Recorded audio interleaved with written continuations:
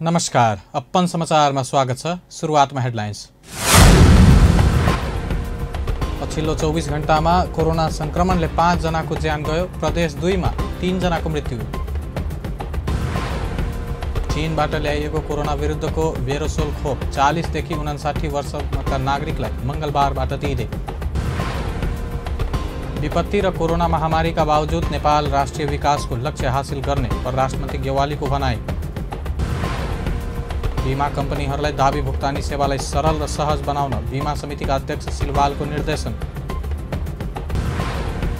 र विज्ञापन क्षेत्रमा देखिएको विकृति अन्त्य गर्ने नवनियुक्त अध्यक्ष उमा गाईको भनाई। अब समाचार विस्तारमा। नेपालमा कोभिड-19बाट थप 5 जनाको पछिल्लो 24 घण्टामा मृत्यु भएको छ।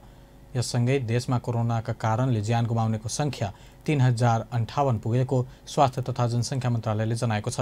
यस्तै पछिल्लो 24 घण्टामा देशभर 460 जनामा कोरोना संक्रमण पुष्टि भएको छ। 5203 जनामा गरिएको परीक्षणमा 460 जनामा संक्रमण देखिएको मन्त्रालयद्वारा सार्वजनिक विवरणमा उल्लेख गरिएको छ। देशभर कोरोना संक्रमितको संख्या 2,80,984 पुगेको छ। पछिल्लो 24 घण्टामा देशभरबाट 153 कोरोना संक्रमित निको हुँदा अहिलेसम्म उपचारपछि घर फर्किनेको संख्या 2,74,318 पुगेको छ। देशभर 3,608 जना सक्रिय संक्रमित रहँदा 85 जना क्वारेन्टिनमा छन्। सक्रिय संक्रमित मध्ये 97 जनाको आइसियु र 20 जनाको भेन्टिलेटरमा उपचार भइरहेको छ। प्रदेश 2 मा पछिल्लो 24 घण्टामा 56 जनामा कोरोना भाइरस संक्रमण देखिएको छ।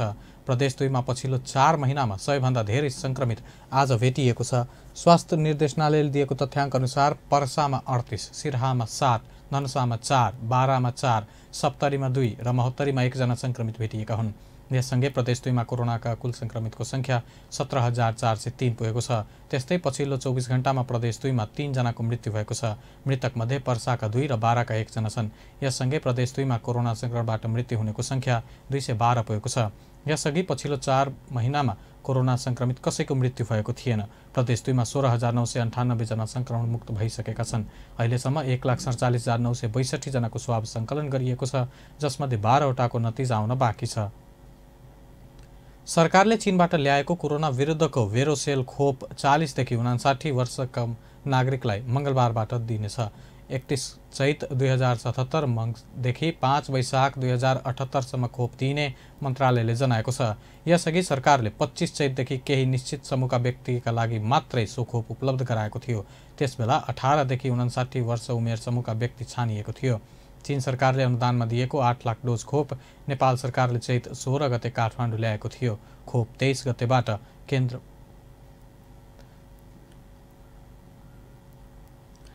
परराष्ट्र मन्त्री प्रदीप गेवालीले नेपालले केही दिन ठूला प्राकृतिक विपत्ति र कोरोना महामारीको बावजुद पनि राष्ट्रिय विकासको लक्ष्य हासिल गर्न सफल हुने दावी गर्नुभएको छ।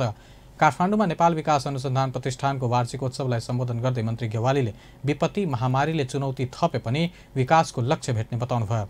नेपालको विकासको सूचकको केही क्षेत्रमा अझै धेरै काम गर्न बाँकी रहे पनि सन् 2030 को अन्त्यसम्म दिगो विकासका लक्ष्य भेटाउने दृढता व्यक्त गर्नुभयो।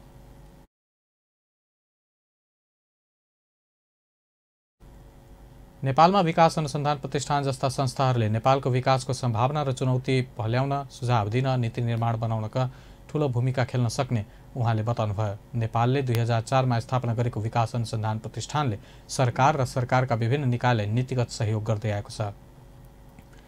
नेपाल निजामती कर्मचारी युनियन संघले संसदको राज्य व्यवस्था तथा सुशासन समितिबाट पास भई संसदमा पुगेको संघीय निजामती सेवा ऐन तानाशाही र अलोकतान्त्रिक रहेकाले पास नगर्ने चेतावनी दिएको छ।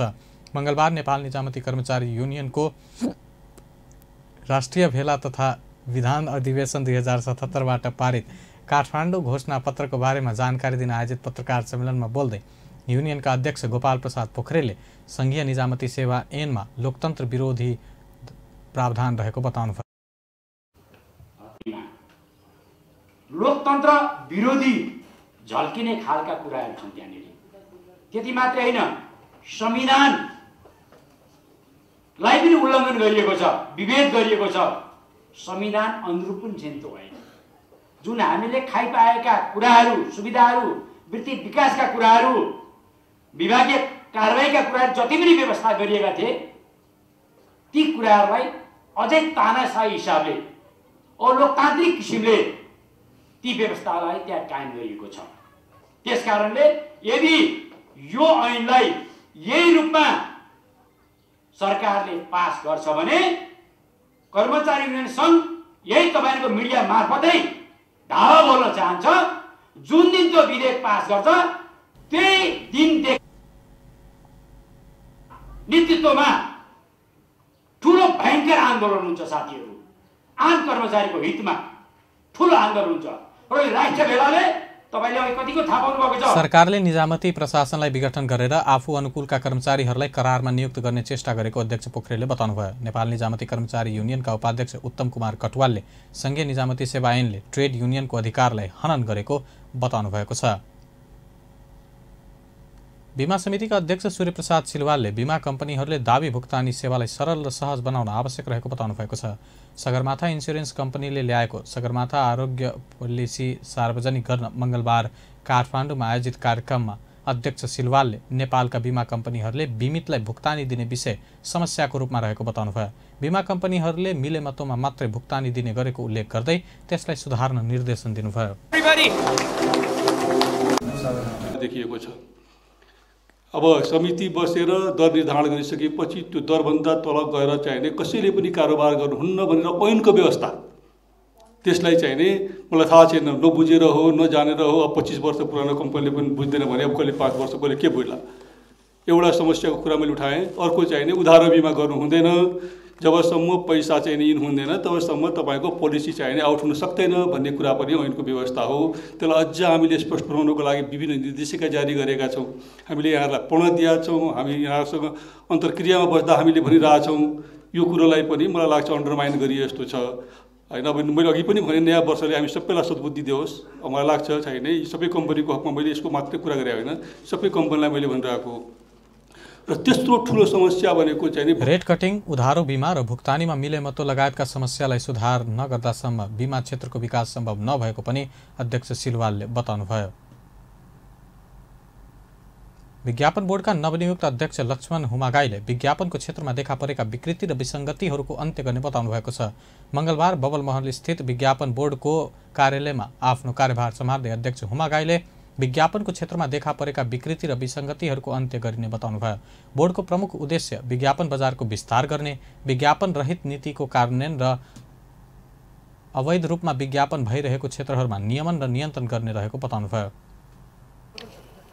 सञ्चालन गर्ने र विज्ञापन बजारको विस्तार गर्ने यो बोर्डको प्रमुख उद्देश्य हुनेछ भने विज्ञापन रहित नीतिको कार्यान्वयन र अवैध रूपमा विज्ञापन भइरहेका क्षेत्रहरूमा नियमन र नियन्त्रण गर्ने लगायतका कामहरू चाहिँ यो विज्ञापन बोर्डको काम हो।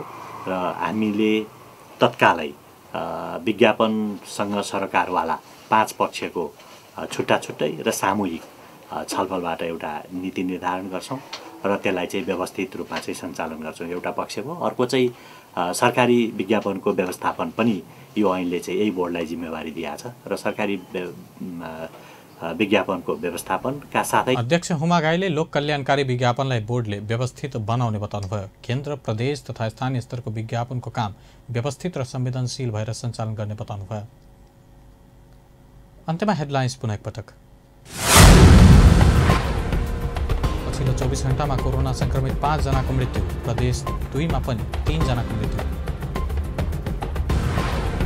चीनबाट ल्याएको कोरोना विरुद्धको भेरोसोल खोप 40 देखि 59 वर्षसम्मका नागरिकलाई मंगलबारबाट दिइँदै। विपत्ति र कोरोना महामारीका बावजुद नेपाल राष्ट्रिय विकासको लक्ष्य हासिल गर्ने राष्ट्रमन्त्री गेवालीको दावी। बीमा कम्पनीहरूलाई दावी भुक्तानी सेवालाई सरल र सहज बनाउन बीमा समितिका अध्यक्ष सिलवालको निर्देशन। र विज्ञापन क्षेत्रमा देखिएका विकृति अन्त्य गर्न नवनियुक्त अध्यक्ष हुमागाईको प्रतिबद्धता। हवस् त, अपन न्युज अहिलेलाई यति नै। अपन टेलिभिजन हेर्दै रहनुहोला। नमस्कार।